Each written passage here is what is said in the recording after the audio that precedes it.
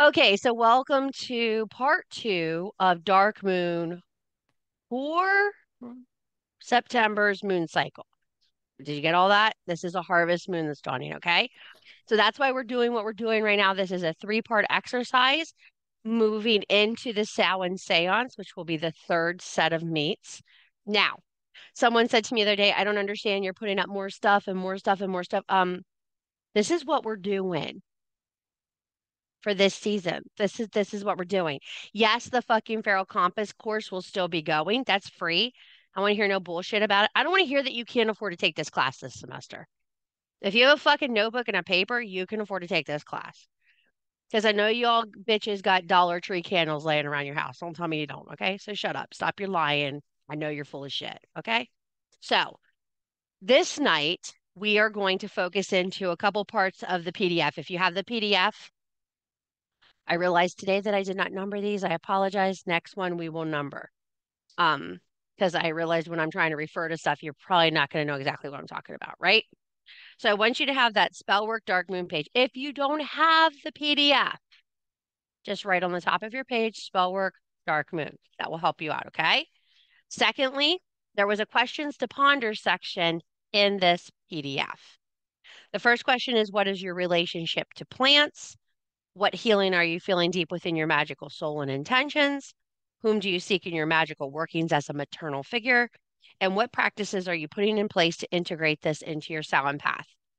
You are going to have to be playing chess in this challenge. Do you understand? You have to make the first move to get out the gate. The first move for you is interacting with the goddess. It is coming in contact with her. Yes, I am using Hecate, but I did tell you in that first replay you can use a whole bunch of mother archetypes. Why are we using Hecate? Because we're meeting her at a liminal pass. You need to have a goddess you can meet at a liminal pass. So brace this, grab your ass cheeks. I'm going to be very blunt here. This is not a white lighter exercise. If you're a white lighter, you are lost. Nice to meet you. Have a great day. This is not the place for you. Okay? We're doing dark feminine energy here. You saw the post I put on the page today.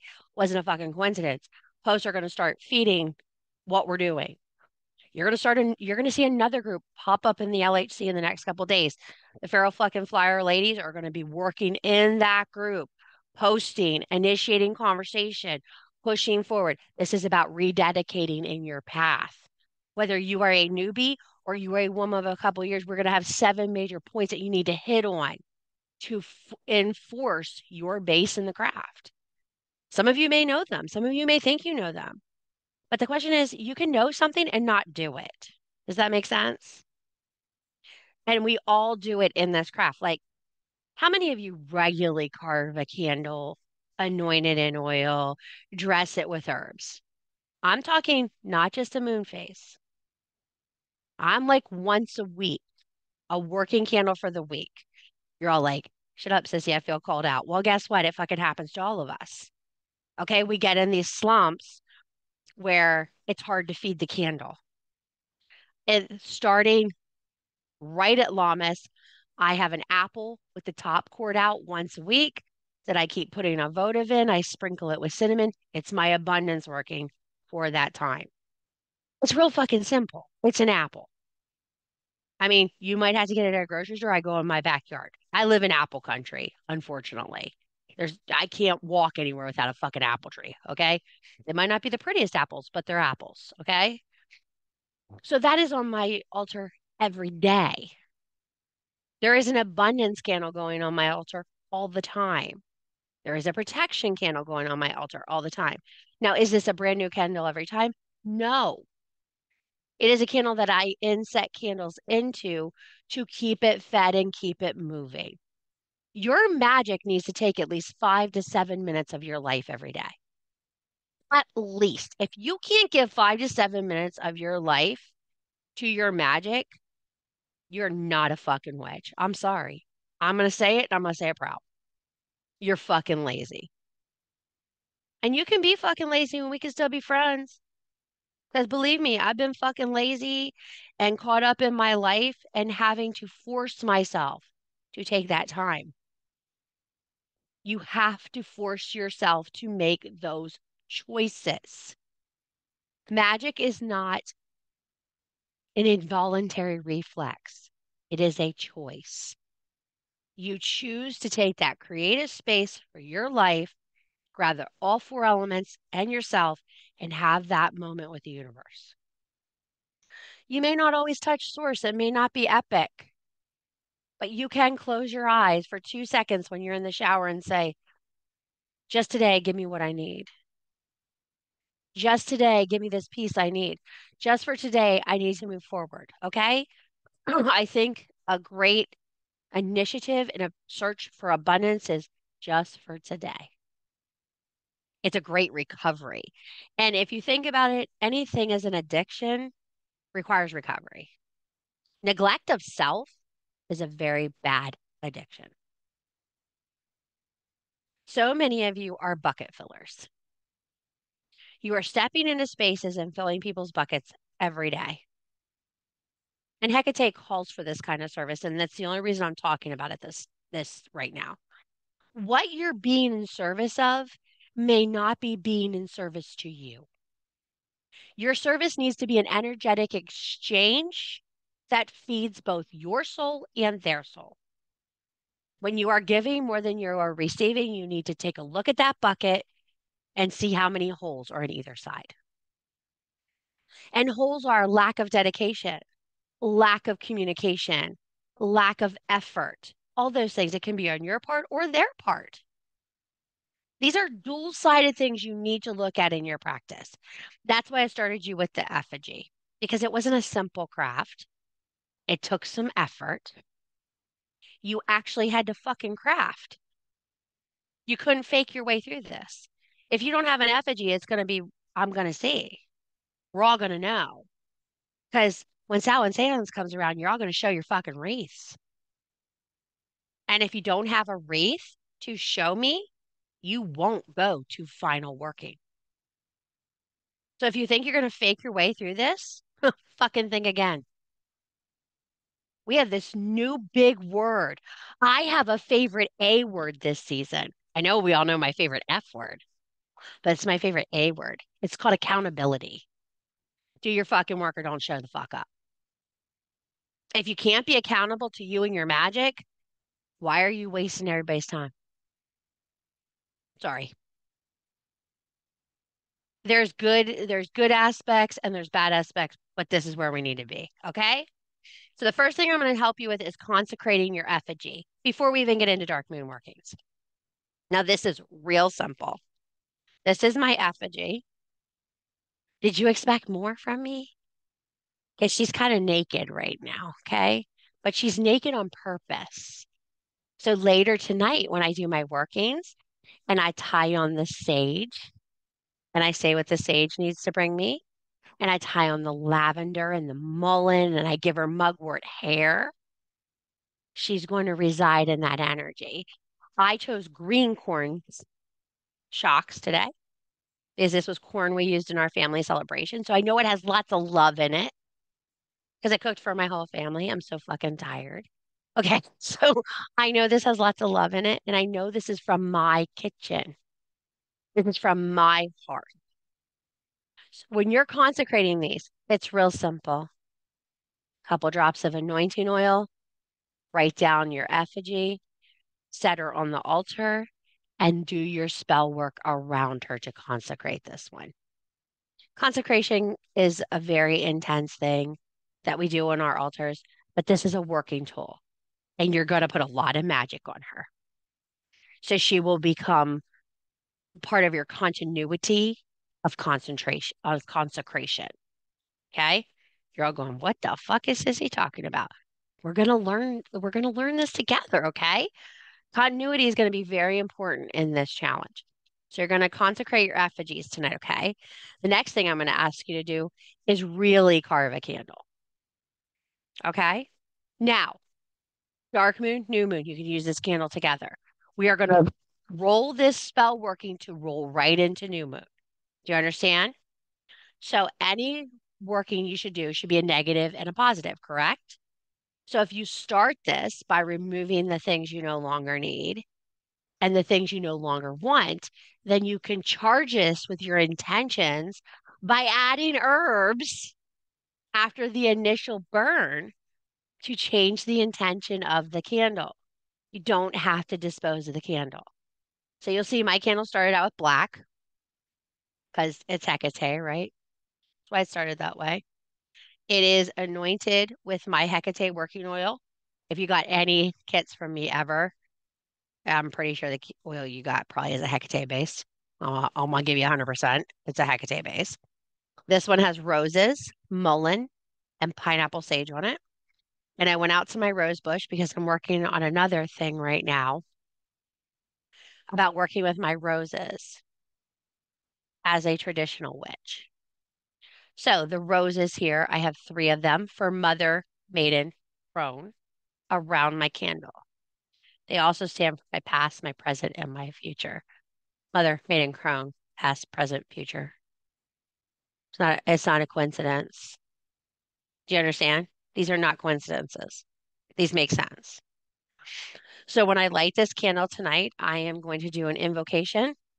I'm going to call Hecate forward to meet me in this liminal place. And I'm going to say, by the mullein, I call you to the liminal vow. By the sage, I clear the way. By the rose, I show my love. These are the things you need to bring in to really feel this energy. Okay. Start with 3 herbs tonight. You have lots of herbs to work with. Roses are just an overall love herb. You can use them in any spell working. They're an overall love herb. Okay. So you have that. I gave you those cards. We're going to put up a clear one tomorrow so you can make your own cards. So that means you're going to have to get a little junk journaling and, get your own symbol for roses or whatever sticker you can find or draw a rose on the card and make your own card. But what you want to remember when you're contacting these herbs is what is their medicine and what is their spiritual antidote. What are they going to do for your spirit and your body? You're a balanced creature, correct? So in this, I really want you to focus on 2 questions for this dark and new moon before you do your ritual. Okay. I want you to focus on what is your end game goal? What do you want at Samhain seance? When you meet with your ancestors, what do you want to know? What are you seeking and what are you hope is seeking you for your first question? For your second question, I want to know what is standing in your way of starting this with your whole heart, soul, elemental alignment. What is sitting in front of you that blocks you from doing these things all the way through? It's great when we have tons of faces in the beginning, but they dwindle quickly because something stops you. And I get it. I get the stop points. I get the hard things. I get the intermediates. But at some point, you have to say, okay, I'm going to dedicate to a dark moon. I'm giving you one moon phase to dedicate to in this whole challenge. Yeah, there's going to be a lot of stuff show up in that fucking feral group.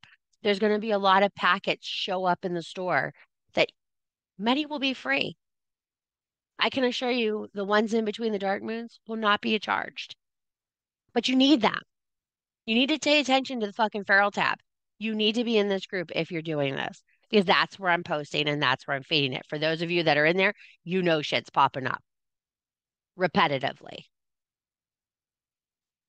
If you want to work and get to that point that you go to the ancestor wall, you find what you're looking for, you've got to have space to alchemize it into your life. And right now, there's so much holding space in your magical life. Or for some of you, there's just a lack of any kind of motion. You need some spiritual Viagra because you're not moving. You just can't get it up. And there's no harm, no foul. We've all been there. But you cannot stay in a loop sense your entire life. If you do not move, you will cease to exist and your magic will fizzle out. End of story. Can magic die? Yes, it can. It can die and go away and go right back to source where it came from. You can be on fire doing great things in your magic, and other things can step in the way and you lose it. So you need to consider that when you're working. What are you doing to move you forward? What are you doing to bring you happiness and peace in your life? And what does your magic really mean to you? When I go to Hecate, it's going to be an intense conversation, journaling between her and I. And I'm going to think about these things. And I really want her to show me honest pathways. That's what you all need to be prepared for, the honest pathways. We've all gone to Hecate in a meditation before. And I thought about doing that tonight. But what I really want you to do is to learn how to create these connections for yourself. Is that clear? You need to be responsible for your own magical buzz. Someone can't always do it for you. Someone can't always hold the line. I can give you what you need to get there. I can be your dealer, but you got to do the action. Do you understand? And I can give you the first time for free, which I have for many times. You got to figure out how to make that connection. You got to anoint the candles. I don't care who you're vision questing with. I don't care who you're working with. You need to call them in. You need to write an invocation if this is someone that you do not regularly work with. You're all like, this is so much more work than I wanted to do. Welcome to the new LHC. You're going to fucking work. If you want big magic, go fucking earn it. None of us deserve to be handed it. That's not how this works. You've got to do your work. You got to know what you're doing. You got to take the legwork. You got to do the path. You got to pursue the goal. We are stepping out at this point for a reason. It's fucking harvest time. Are you coming back with an empty basket at Samhain? We're not even at fall yet. We're not there. There's still, what, 3 weeks of summer left. What are you watering inside of yourself at this time? What are you still feeding to get that massive new buzz you need for Witches New Year? We have done the tide now all the way around. The tide has come all the way around. We're almost back, okay? We're almost back where we started. What have you gained? Because I'm looking at stories and all I see is what people have lost. You have lost it for a reason. Get ready to reap what's replacing it. But if you don't make room for it, you don't accept your losses, you don't accept your defeats, you don't accept what was taken, then you will not get what is to be given. There's this old adage when you read the tale of the 13 grandmothers. They sit at a fire and they look at the women of the world and they see where they can't see the magic in themselves. I don't want to look around this circle on Samhain and for 1 minute not think each one of you are going to get something. Because to me, that's important.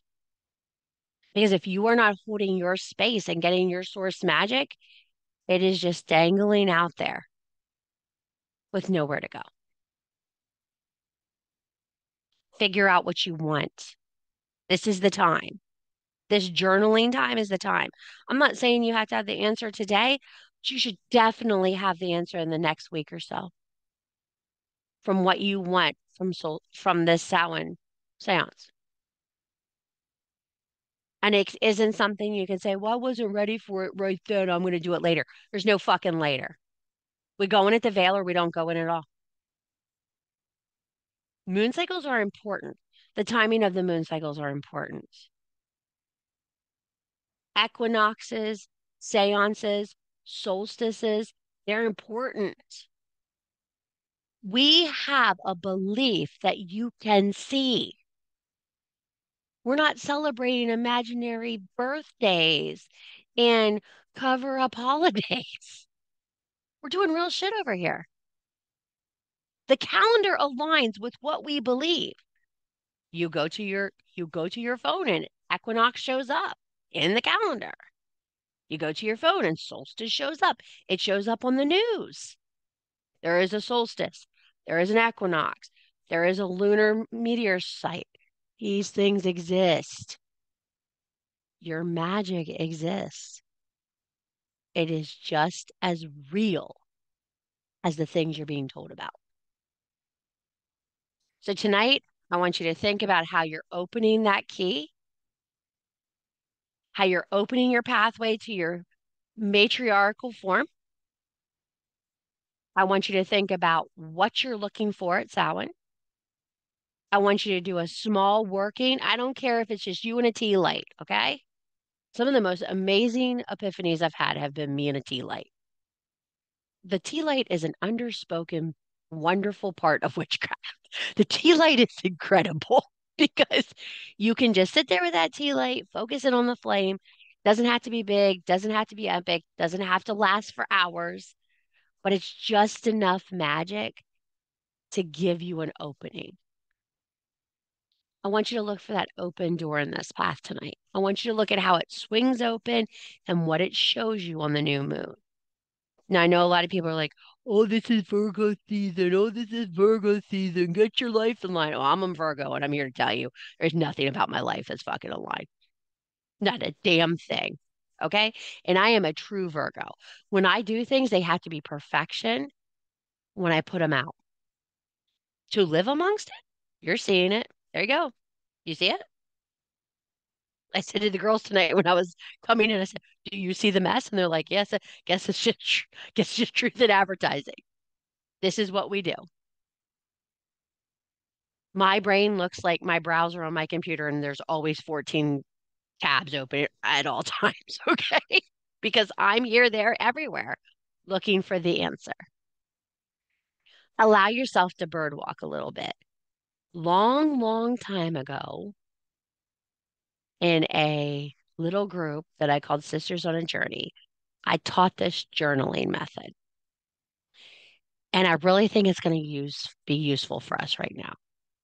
I want in the center of your page for you to write the word intention.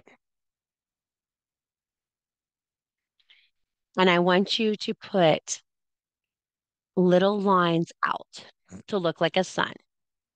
And I want you to write intentions you have for yourself in the coming new year. And then I want you to look at all those intentions like a big spider web. And I want you to color them with a colored pencil over top, all the ones that work together. And see if you can find the key phrase to everything you want. That will be what you're looking for in solstice seance. It's a long range thing. It's a little overwhelming when you start, but it really leads to an overwhelming impression of what you want for yourself. For some people, it shows better job, better relationship, better this, better that. But what leads to all those better things in your life? Better self-worth. What leads to your situation bettering? Knowing your worth. What leads to people loving you more? Loving yourself. What leads to my life being more organized? Clearing the excess. Mental clutter, physical clutter, spiritual clutter are all the same thing. It's your need to hold on to things that you can't bear getting rid of. I know I live there because I'm afraid if I throw it away, I'm going to lose it and I'll never find it again. If the universe wants me to find it, it will drop back in my lap. I can assure you that's how that works. I found a notebook from 3 years ago today when I went to my shed to look for something. And everything in that notebook is what I'm talking about right fucking now. No coincidences. It was from when I worked with my mentor. It was everything I was having a problem with when I wasn't focused on what I wanted. And it's a key exercise. Why did I choose Hecate? Because she's a fucking pathfinder. She's a fucking Moana on the witch world. How far can you go? As far as you fucking want to. What can you accomplish? As much as you fucking want to. But you have to give up some of the safety nets you keep in place. You can't have the 500 of this, the 600 of this, the 9 open tabs for this. You got to let something go to move on. That's why dark moons are important. What can you let go with love tonight to make room for new? Did you notice how I said that? I don't want you to let it go with belligerence. I don't want you to let it go with doubt. I don't want you to let it go with anger. This isn't where you burn his clothes because you hate his guts. That's not what we're doing tonight. That's another night in another class. Um, but I want you to let it go with love. I no longer need to pursue 6 different things in a tide to make myself feel better. I need to do everything that it feeds into me and makes me feel whole to move on to this new moon cycle. And full moon is just another opportunity for you to let go of more that as you see it come up. Now everybody's like, how are we going to know what to do, Sissy? You're going to get prompts. I ain't gonna let you hanging, girl. We're gonna write, and you're gonna fucking hate my guts. Here they come. But what I need you to understand is at any time you can say that one's too much. Okay, I can't touch that right now. That spot hurts. If something hurts extremely bad when you're writing about it, you need to let it go. You're not ready to heal it. If you can work through it, looking at it with an open heart and an open mind, you're ready to heal it. Some things are just too fucking fresh and hurt too fucking bad. And I'll be honest with you, a lot of you read fucking feral, but I don't think a lot of people understand fucking feral. And it's not a condescending comment. It's about source. It has nothing to do with anybody else's impression of magic. It has to do with your relationship to magic. Not mine, not the next educator. The problem in the witch world is everybody has copycat syndrome and they all want to look alike. Your dedicated candle may be in a Dollar Tree vessel with a piece of paper wrapped around it and all your stuff written and your herbs on the plate. That might be your candle. That is not wrong. It needs to be a candle, period. If it's a battery candle, because you can't burn one in your house, it's a candle. I keep a battery powered candle on my altar all time now, all the time. It never goes out. Fuck around and find out. That's my fuck around and find out candle. I don't let that bitch go out. It maintains a light. You have to discover what is important to you, and that's the point of this exercise. So, on this dark moon, I really want you to look into that. Like I said, consecrate your effigy tonight, carve your candles, start writing on those important points. There's not another PDF tonight. I hope you wrote stuff down. You understand? We're going to work an entire section till the next dark moon right in here. This is going to last till then. Sorry, homie. This is the way it is. There's no need to write you 15 different PDFs. You're grown up ladies. You can write on the back of pages. You can write on the front of pages. You can add your own pages. Holy fuck. I know you all got paper. Come on. Y'all got a notebook somewhere. And like I said, you don't need that PDF to get through this. You need to be writing. You need to be working. You need to be flexing your muscles, your magical muscles. This is the first craft. How many people finished the first craft? Okay. So some of you have effigies to make yet. If you want to go forward, you need an effigy because you're going to look real silly without anything to put on your wreath. And you're not going to be like, you had to buy products for my wreath. No, you don't. You're allowed to make a paper wreath if you want to make a paper wreath. You're allowed to recycle a wreath you already have. The point of this wreath is what we're going to be weaving into it on the next dark moon. So if anybody has any questions, I'm going to kill the recording like we always do. So questions are not public for everybody else. But thank you guys for coming tonight. The replay will be up tonight. I won't go to bed till it's up because I know some of you are going to want to go right back through it and look through it. So I will get it up as fast as I can.